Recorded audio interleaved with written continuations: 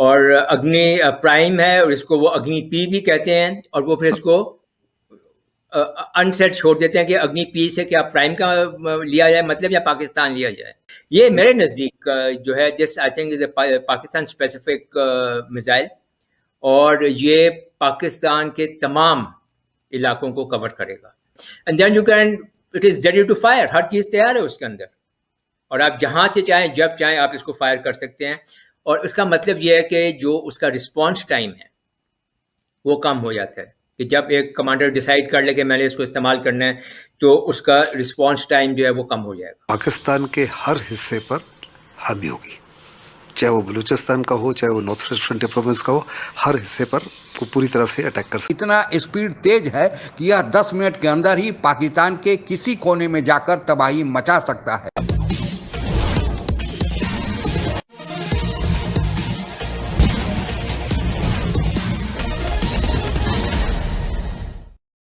तीन दिन पहले अभी भारत ने अपने अग्नि पी यानी अग्नि प्राइम मिसाइल का सफलतापूर्वक परीक्षण किया है। इसको लेकर पूरे पाकिस्तान में दहशत का माहौल बना हुआ है। कारण अग्नि पी का मतलब पाकिस्तान में अग्नि पाकिस्तान लगाया जा रहा है, और कहा जा रहा है कि इसका प्रयोग भारत केवल पाकिस्तान के खिलाफ ही करेगा। इसकी विशेषता यह है कि यह इतना प्रभावी और इसका इतना स्पीड तेज है कि यह 10 मिनट के अंदर ही पाकिस्तान के किसी कोने में जाकर तबाही मचा सकता है। इस संबंध में पाकिस्तानी मीडिया और क्या कहता है, आइए आगे सुनते हैं। इंडिया के हवाले से अग्नि पी का उन्होंने एक उसमें टेस्ट फायर किया है, और उसकी 1 से 2000 किलोमीटर तक की रेंज है, और न्यूक्लियर भी है। तो इसमें ये कहा जा रहा है कि ये चाइना स्पेसिफिक है। तो इससे आप समझते नहीं है कि ये न्यूक्लियर टेम्परेचर जो है वो बढ़ाने के लिए ये कोशिशें हो रही हैं, और ये चाहते क्या है इस तरह के टेस्ट फायर करके? और अग्नि प्राइम है और इसको वो अग्नि पी भी कहते हैं, और वो फिर इसको अनसेट छोड़ देते हैं कि अग्नि पी से क्या प्राइम का लिया जाए मतलब, या पाकिस्तान लिया जाए। और आपने कहा कि शायद चाइना के लिए है, मगर जो उसकी रेंज है वो that is about from 1000 to 2000 kilometres.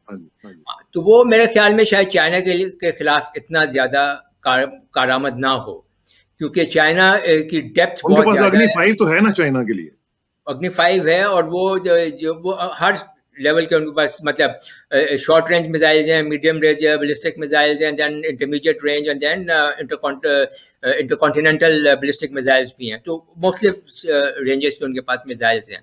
ये मेरे नज़दीक जो है this I think is Pakistan specific missile, और ये पाकिस्तान के तमाम इलाकों को कवर करेगा।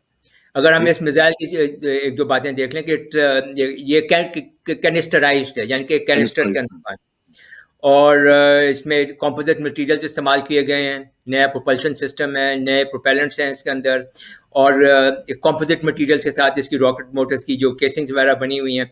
कहने का मकसद ये है कि ये एक पहले से ज़्यादा लाइट और ज़्यादा जो इजीली हैंडल कर सकते हैं उस किस्म का में ये मिसाइल है। जब आप इसको कैनिस्टर्स में एक मिसाइल को आप कर देते हैं तो उसके एडवांटेजेस क्या होते हैं? एक तो ये ऑपरेशनल फ्लेक्सिबिलिटी आ जाती है इसके अंदर कि आप इसको ऑपरेशनली इस्तेमाल कर सकते हैं, ट्रांसपोर्टेशन में आसानी हो जाती है, बाय रोड और बाय रेल आप इसको कर सकते हैं। And then you can, it is ready to fire, हर चीज़ तैयार है उसके अंदर, और आप जहाँ से चाहें जब चाहें आप इसको फायर कर सकते हैं। और इसका मतलब ये है कि जो उसका रिस्पॉन्स टाइम है वो कम हो जाता है, कि जब एक कमांडर डिसाइड कर ले कि मैंने इसको इस्तेमाल करना है, तो उसका रिस्पॉन्स टाइम जो है वो कम हो जाएगा। अब यहाँ पर इम्प्लीकेशन इसकी क्या है? देखिए, आम तौर पर जो न्यूक्लियर मिसाइल्स होते हैं उनको हम अनमेटेड रखते हैं। जब हम अनमेटेड कहते हैं, इसका मतलब ये है कि उसका वॉरहेड अलग है और मिसाइल और जहाँ डिलीवरी सिस्टम है वो अलग है। उसके एडवांटेजेस ये हैं कि जब भी ऐसे हालात ख़राब हों तो गवर्नमेंट्स जो हैं उनको काफ़ी टाइम मिल जाता है कि वो तसल्ली से सोचें, और एक नी जर्क रिएक्शन ना हो कि इधर कुछ जंग शुरू हुई और उधर उन्होंने न्यूक्लियर मिसाइल्स चलाने शुरू कर दिए। तो थोड़ा टाइम, एक लैग आ जाता है गवर्नमेंट्स के पास इसको देखने के लिए। देन इट ऑब्विएट्स या इट फोरस्टॉल्स या एक्सीडेंट्स को रोकने में ये मदद देते हैं कि एक्सीडेंटली कोई मिसाइल कोई फायर ना कर दे। या रोग एलिमेंट्स, न्यूक्लियर मिसाइल्स को आम तौर पर डिलीवरी सिस्टम और वॉरहेड को सेपरेट अनमेटेड रखते हैं, मतलब जोड़ के उसको नहीं रखते। मगर कैनिस्टर जो हैं मिसाइल्स वो तो रेडी टू फायर हैं, और जितनी भी हमने बातें की हैं ये सब की सब उसमें ख़त्म हो जाती हैं। और उसमें वो एक्सीडेंट्स का भी बहुत ज़्यादा चांस है, उसमें रोग एलिमेंट्स को भी सहूलत हासिल होगी काम करने के लिए, और मिस कैलकुलेशन हो जाए और या कोई फॉल्स अलार्म हो जाए तो फिर वो क्या करेंगे उसका। तो उससे कहने का मकसद ये है कि जैसे आपने कहा कि जो न्यूक्लियर टेम्परेचर जो है वो बढ़ जाएगा बहुत ज़्यादा, न्यूक्लियर टेंशन जो है वो ज़्यादा बढ़ जाएंगी, and most importantly nuclear threshold जो हैं वो नीचे आ जाएंगे। तो कहने का मकसद ये है कि अग्नि पी के आने से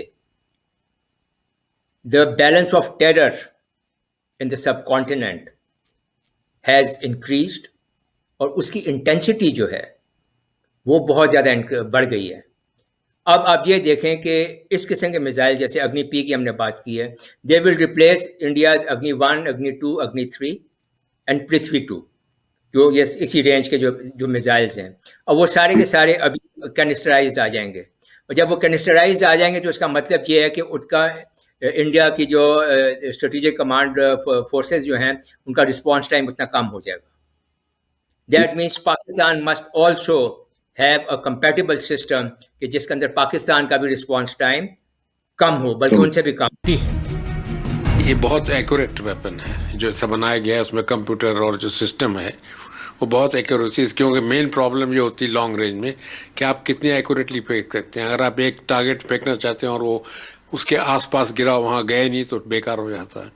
तो कितने टारगेट का मतलब है कि आप कितनी जगह फायर कर। वैसे तो 1983 से हमारे देश में मिसाइल निर्माण का कार्य शुरू हुआ, लेकिन पहला सफल मिसाइल का परीक्षण पृथ्वी 25 फरवरी 1988 को हुआ था, और तब से जो मिसाइल निर्माण के कार्य में DRDO defence and research development organisation लगा हुआ है, कभी पीछे मुड़कर नहीं देखा, और एक से एक मिसाइल जिसमें भारत का पृथ्वी, सागरिका, शौर्य, निर्भय, धनुष, ब्रह्मोस, इक्सोट और अभी अग्नि शामिल है। यह सारे DRDO एक के बाद एक बनाते चला गया।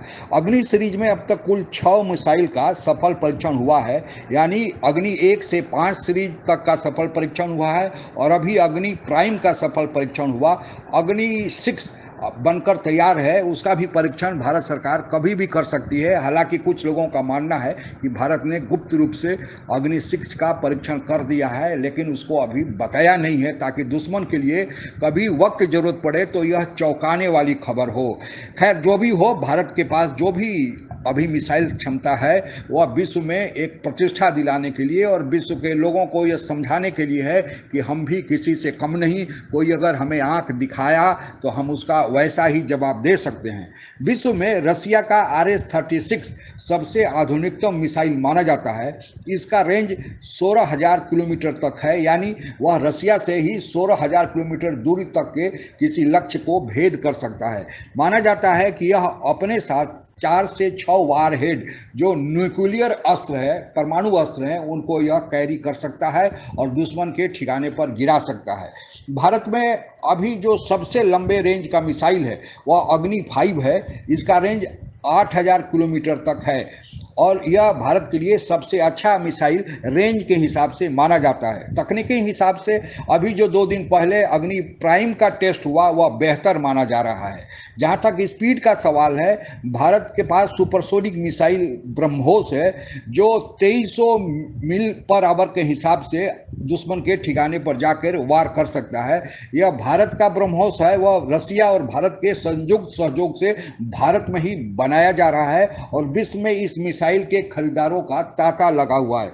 अभी तक पूरे विश्व में अमेरिका, रूस, चीन, France, India, Israel, north Korea और पाकिस्तान कुल 9 देश ही मिसाइल सामने बना चुके हैं। हालांकि कहा जा रहा है कि ईरान भी गुप्त रूप से यह बना रहा है, लेकिन अभी तक उसकी पुष्टि नहीं हुई है क्योंकि अमेरिका ने उस पर सैंक्शन लगा दिया है। हालांकि चोरी छुपे और भी देश इस दिशा में काम कर रहे हैं, लेकिन अभी तक सफल परीक्षण की खबरें वहां से नहीं आई हैं। भारत के पास यह क्षमता जरूरी है क्योंकि भारत का एक ओर चीन और दूसरे ओर पाकिस्तान बैठा है। हालांकि न्यूक्लियर वार से युद्ध शायद ही हो, लेकिन यह डिटरेंस है कि दुश्मन को यह खबर रहे कि अगर ज़्यादा कुछ आंख दिखाने की कोशिश की तो न्यूक्लियर अस्त्र भी चलाया जा सकता है। आज के लिए बस इतना ही। आप अगर हमसे जुड़ा रहना चाहते हैं तो कृपया मेरे चैनल को सब्सक्राइब करें तथा बेल आइकन भी दबा दें ताकि नई वीडियो की जानकारी तुरंत आप तक पहुंच जाए। धन्यवाद। जय हिंद।